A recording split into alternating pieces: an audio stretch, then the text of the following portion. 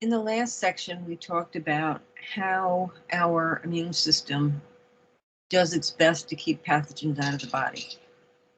This part gives you an overview of what happens once those pathogens or a toxin has breached those first lines of defense.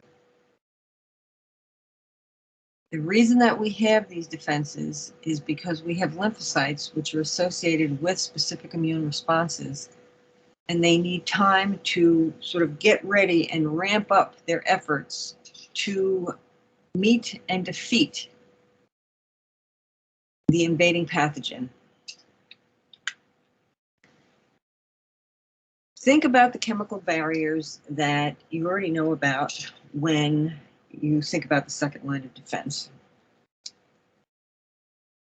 They will include enzymes, which will break down proteins, for example, that are found in the cell walls or cell membranes of invading pathogens. The stomach has a highly acidic environment. When we talk about the digestive system, I'll mention that the stomach is really just a holding tank for food, and specifically a temporary holding tank for food. People are of the misgotten belief that the stomach is where digestion occurs. It does not. The majority of digestion and absorption of nutrients occurs in the small intestine. The stomach is really just a temporary holding tank for food to prepare it for digestion and absorption. And one of the major characteristics of the stomach is that it is unbelievably acidic. It has a pH of 1 or 2 because you are literally secreting hydrochloric acid. That acidity does help break down some foods. The main reason we have a highly acidic stomach is to kill the proteins that are associated with, or to denature the proteins that are associated with toxins that we ingest with food, or pathogens that we ingest with food, because every time you eat, you are ingesting something that the body doesn't recognize. Tears have lysosomes in them, which will help break down potentially invading pathogens. And we also have a lot of salt in perspiration, in part to help denature proteins of invading pathogens. Interferons are these small peptides, kind of act like hormones. They're going to be produced by the major connective tissue cell, which are fibroblasts, as well as lymphocytes, when they come into contact with tumors or viruses. Their job is to increase the amount of phagocytosis that occurs. They will bind to receptors on cells that are not infected and stimulate them to produce these peptides that are going to help block replication of viruses. So think interferons going crazy, actually, when they come into contact with COVID. The main reason that you need to know about interferons, which is what we just went over, which is they're going to trigger the production of antiviral proteins that are found in nearby cells. They cannot and do not prevent the entry of viruses themselves, but they do have an impact on viral replication. They will also trigger the activities of macrophages, which are phagocytic cells, and what are known as NK cells, natural killer cells, which we'll talk more about in just a minute or two. When you hear about the complement system, you are talking about over 30 specialized proteins that are going to complement the actions of antibodies. We'll talk more about antibodies when we get to the third line of defense. They are proteins that are going to interact and communicate with one another in these rather complex chain reactions or cascade of chemical events that do or engage in a number of activities. One is cell lysis. So they will trigger the formation of pores in cell membranes, which will destroy the integrity of the cell. They are also going to trigger what's known as opsonization, which attracts phagocytic cells and make those target cells easier to engulf and kill. Think back to when we talked about mast cells. And this we talked about when we were talking about connective tissues. We talked about mast cells and basophils. Both mast cells and basophils are going to release histamine. And why do we want histamine? Because we want increased inflammation, which brings additional blood flow to the region, which allows for a better route for white blood cells to travel to the area. Defensins are these small proteins, these peptides that are going to be produced by the granulocytes, and you should remember what the granulocytes are. And they will basically drill or create holes in the cell walls of bacteria and membranes, which will cripple the cells. There are collectins, which are proteins that are going to help make pathogens easier to phagocytize. And then we get to the natural killer cells, which are this relatively small population of lymphocytes. They are key in helping defend against both cancers and viruses. And a lot of cancers are thought to be triggered by viruses, FYI. They are going to trigger or enhance inflammation. They will secrete these substances which are known as perforins, which are considered psycholytic. In other words, they're going to break down or lyse the cell membrane, which destroys the infected cell. Those NK cells are responsible for constantly monitoring normal tissues. So they have a very important role in immune surveillance. Your cells that are considered self, are generally ignored by the immune system. However, cancer cells are often going to hold or contain tumor-specific antigens, and those NK cells recognize those tumor-specific antigens as abnormal and will destroy the cell. They recognize foreign bacteria, foreign viruses, virus-infected cells, as well as cancer cells. They're really quite important in the second line of defense. When you have mistakes in cell division, which we do on a daily basis, NK cells will also destroy those abnormal cells. And that's going to be important because some abnormal cells can become cancerous cells. They are not perfect, though. NK cells are not perfect, of course. Nothing is. So one of the problems is that primary tumors can be surrounded by a capsule. They can be encapsulated, so they aren't detected. And if they release malignant cells, they could be detected and destroyed. Sometimes daughter tumor cells don't display the same tumor-specific antigens, those TSAs, or secrete chemicals that will kill those immune surveillance cells, NK cells, which means that cancer cells can actually spread and create secondary tumors. For the most part, though, NK cells do a pretty amazing job. Inflammation is part of the second line of defense. What happens when you have inflammation? You have localized redness, swelling. Often you'll have heat and you'll have pain associated with that swelling. What causes the redness? You're going to have dilation of blood vessels, which is going to increase blood flow and therefore increase blood volume in those tissues. The swelling is due to that increased blood flow. Those local capillaries are going to have be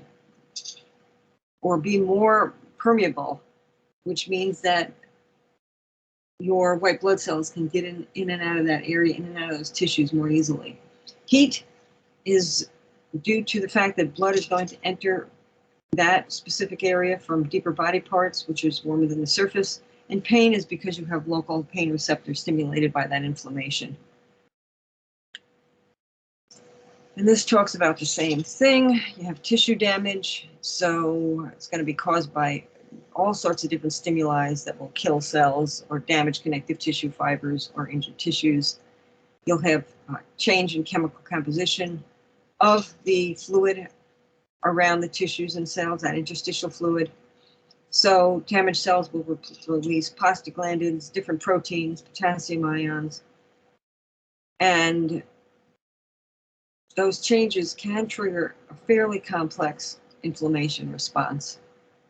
What you do need to know are the 4 characteristics of inflammation: redness, swelling, heat, and pain, and why they occur. That shows you what happens in a local inflammatory response. I'll let you go over those and ask questions if you have them. Pretty straightforward.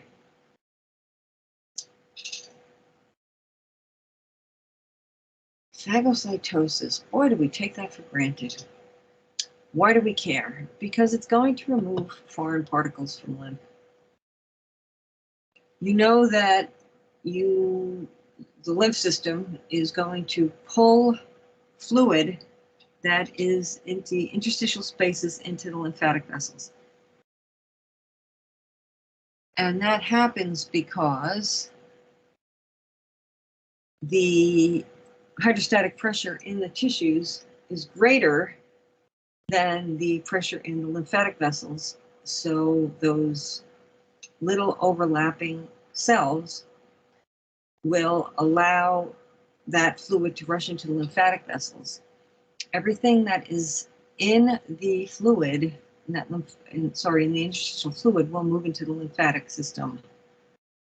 So as material, along with fluid, moves out of the interstitial spaces into the lymphatic system, it does get transported to the circulatory system. Sometimes those particles or viruses or bacteria get into the lymphatic system before lymphocytes detect their presence. So we have phagocytes in blood vessels, in the spleen, in liver, in bone marrow, and they are there to remove particles that reach the blood. The most active phagocytes of blood are the neutrophils and the monocytes, and I would know that if I were you. They are very active phagocytic cells. Neutrophils, they are the most abundant of the white blood cells. They're mobile, they're very fast acting. Their job is to act as major phagocytes. Eosinophils are less abundant than neutrophils, and their job is going to also be phagocytize foreign compounds, as well as pathogens that have antibody coatings. Remember that eosinophils are also going to kick in when? Parasitic infections. You got it. So macrophages are derived from monocytes. And there's a fancy term for the monocyte macrophage system, the reticuloendothelial system. That's a nice to know, not a need to know. What you need to know about macrophages is that some are fixed, so they're going to be sort of scattered throughout various connective tissues, and they are immobile within those tissues. There are going to be others that are traveling throughout the body, and how do they get there? Through the circulatory system. This gives you a list of functional characteristics of our important phagocytes. They can leave capillaries through a process which is variously known as diapedesis or emigration. They are generally attracted to 2 areas through positive chemotaxis, which you should be familiar with from BIOL132. The process of phagocytosis will always begin with adhesion, which basically means that the phagocyte will adhere to its target. Sometimes during adhesion or after adhesion, the phagocyte is either going to destroy that target, the bacteria, that virus, what have you, or promote its destruction because it's going to activate specific defenses by the lymphocytes. Fever generally is going to be triggered by either a bacterial or viral infection. It stimulates lymphocyte proliferation. They're going to produce cells that will in turn produce a substance which is known as interleukin-1, IL-1. It is what's known as an endogenous pyrogen. Anytime you hear pyrogen, think fever.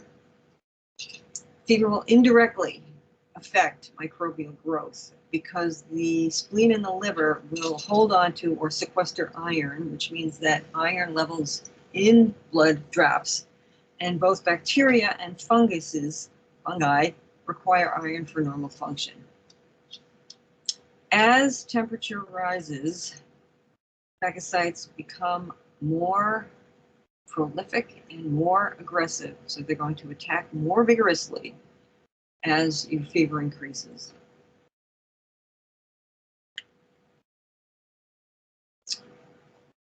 Talks about the same thing. Remember that there is a temperature thermostat in the hypothalamus. It does regulate hypothalamus does regulate body temperature, so the pyrogens will affect that thermostat.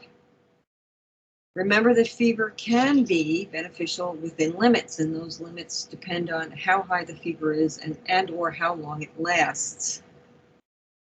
The fever itself may inhibit some viruses and bacteria through that iron pathway, because bacteria and viruses do need, as well as some fungi do need iron to function properly. And the fever can also increase metabolic rates, which may trigger tissue defenses and repair processes to happen more quickly.